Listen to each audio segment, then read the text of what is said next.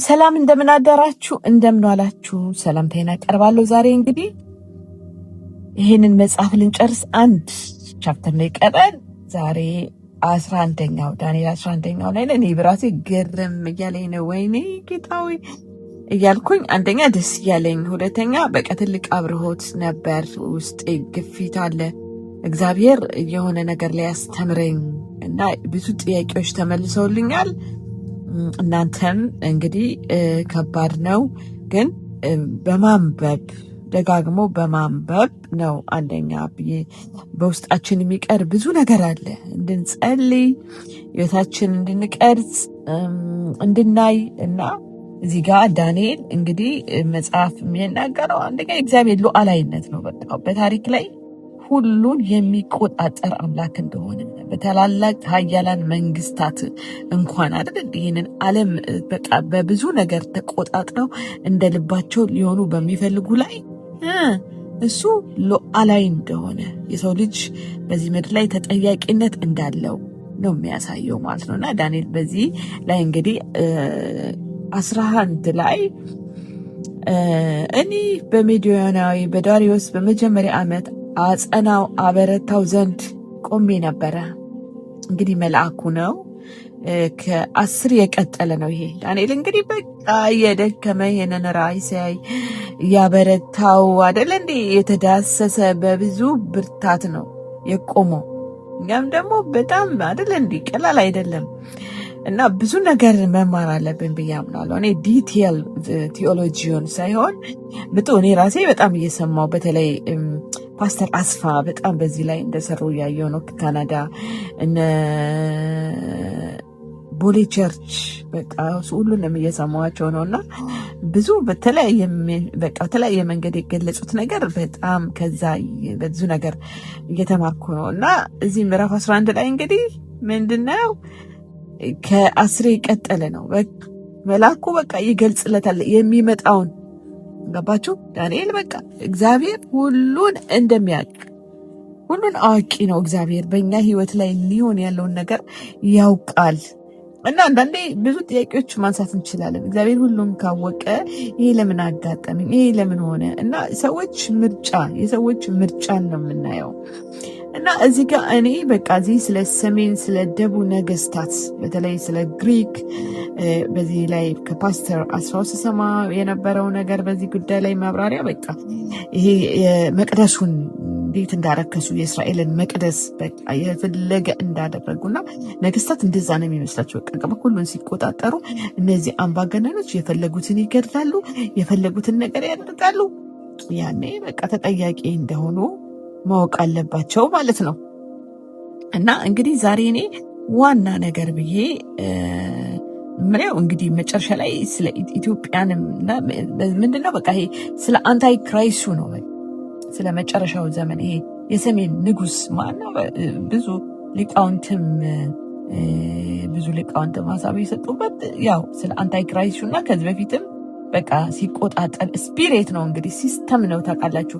መንፈስ በቃ ከሰዎች ጀርባ እየተላለፈ በተለያየ መንገድ የሚሰራ ኃይል ነው እና ስለዚህ ምንድነው እዚህ ጋር ከእርሱ ጋር ሰራዊቱ ይቆማሉ፣ መቅደሱ ግንቡን ያረክሳል ይላል። ዘወትር መስዋዕት ያስቀራል፣ የጥፋትንም ርኩሰት ያቆማል፣ ቃል ኪዳን የሚበድሉትንም በማታለል ያስታል። ነገር ግን አምላካቸውን የሚያውቁ ሕዝብ ይበረታሉ።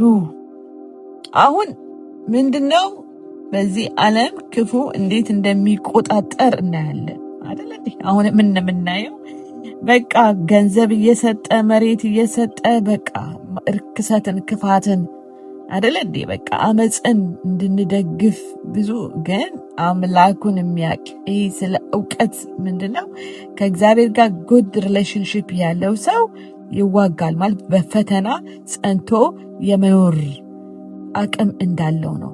እና ይሄ በተለይ በመጨረሻው ዘመን በእስራኤል ላይ ስለሚመጡ ትልልቅ መከራዎች የእግዚአብሔር ሕዝብ ስለሚደርስበት መከራ ብዙ ነገር እንማራለን። ግን እኔ አንታይ ክራይሱ በማንኛውም ጊዜ የአንታይ ክራይሱ ነጸብራቅ እኛ ልክ የእግዚአብሔር ነጸብራቅ ሆነን መገለጥ እንዳለብን አይደለ? እናንተ የዓለም ብርሃን ናችሁ፣ እናንተ የዓለም ጨው ናችሁ ተብሎ ክርስቶስን አሁን ዳንኤል እንደነበረው እነ ዳንኤል እነ ሚድራቅ ሲያሳዩት የነበር ህይወት አለ።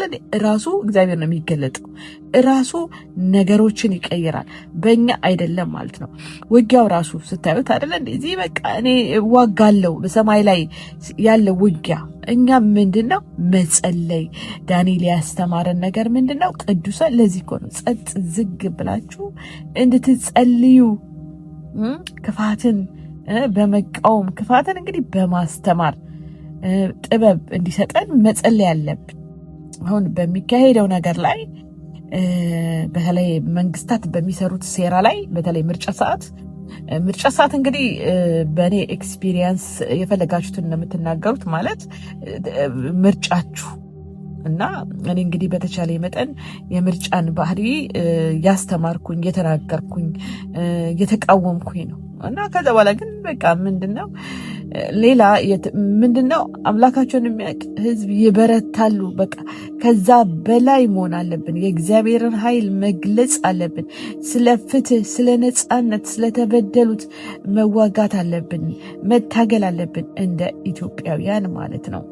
ሌላ ደግሞ ለሚመጣው ፈተና መቋቋም መቻል አለብን እና ስለዚህ እግዚአብሔርን ማወቅ፣ እግዚአብሔርን ቀርቦ ማወቅ። ስለዚህ ማይንድ ሴት በቃ በእግዚአብሔር ተግባራዊ ክርስትና በቃ ከማንኛውም በላይ ገባችሁ። መከራ የሚመጣው በእጦት ብቻ አይደለም፣ በእስርም ብቻ መልካምን በሚመስል ነገር ይመጣል ማለት ነው። ስለዚህ ማለት በቃ ስጦታ ይዞ ምናምን ኢየሱስን እስኮ ስገድልኝ ይችን ዓለም እሰጥሃለሁ ነው ያለው። ክብር ለኢየሱስ ይሁን። እና ምንድን ነው ያለው ጌታ ኢየሱስ ክርስቶስ? በቃ ለአምላክህ ለእግዚአብሔር ስገድ ተብሎ ተጽፏል ነው ያለው። እና ስለዚህ ለእግዚአብሔር ብቻ በመስገድ እና እግዚአብሔር በሚያሳየን ዳይሬክሽን ድልን እንድንጎናጸፍ ነው። እና እኔ በዚህ የምንማረው በተለይ አምላኩን የሚያውቅ ትውልድ ይበረታል እና በርትተን ሀገራችን ወደ ተነገረላት እጆቻችን አንስተን በቃ ሰው ፍትህ በሰላም እንዲኖር ገባችሁ። እና እኔ በእርግጥ በዚህ ግልጽ የሆነ መልእክት ባይኖረኝም ግን ሀሳብ ነው። በቃ ልቤ በቃ ይሄ ነው። በቃ እግዚአብሔር የሚሰጠን ነገር ይሄ ነው።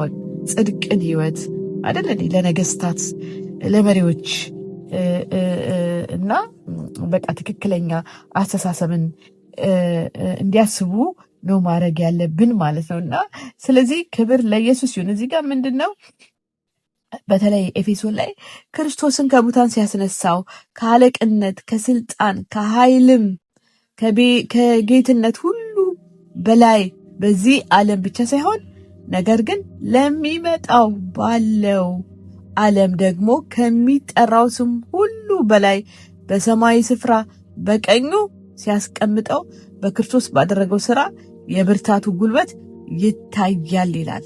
ሁሉን ከጉልበታች አስገዛለት፣ ከሁሉ በላይ ራስ እንዲሆን ለቤተ ክርስቲያን ሰጠው። እርሱ አካሉን ሁሉ በሁሉ የሚሞላ የእርሱ ሙላት ናት። ክርስቶስን የሚገዛት ማን ነው? ቃሉና ኢየሱስ ራስ ይሆንላት ማለት ነው። ስለዚህ ከዚህ በላይ ሆነን በሰማይ ስፍራ በቃ ተባርካቸዋል ይላልና እግዚአብሔር ይሄ ሰማያዊ የሆነውን የእግዚአብሔር ስርዓት ወደ ምድር ማምጣት እንደምንችል አምናለሁ። ምክንያቱም አምላኩን የሚያውቅ እሱ ይበረታል ተብሎ ተጽፏልና እንድንበረታ እንድንጸልይ ለሕዝባችን ለምድራችን ፍትህና ነጻነትን የእግዚአብሔርን አሰራር የእግዚአብሔር ነገር የሚሸፈን ሳይሆን የሚገለጥ እንዲሆን ነው የኔ ሀሳብ ዛሬ። ስለዚህ ዳንኤል እግዚአብሔር አዋቂነትን ሉዓላዊነትን የሚመጣውን ሁሉ ያውን ብቻ አይደለም የሚመጣውን ሁሉ ነው የገለጠው በክርስቶስ የሰራውን እና ክብር ለኢየሱስ ይሁን። ስለዚህ እኛ የሰማያዊ መንግስት ምስክሮች ነንና የእግዚአብሔር የመንግስት አሰራርን ወደ ምድር ላይ እንድናንጸባርቅ እንጂ ከክፋት ጋር ተቀላቅለን የምናረክስ የአንታይ ክራይሲው ነጸብራቅ የገዳዮች፣ የአስጨናቂዎች፣ የአምባገነኖች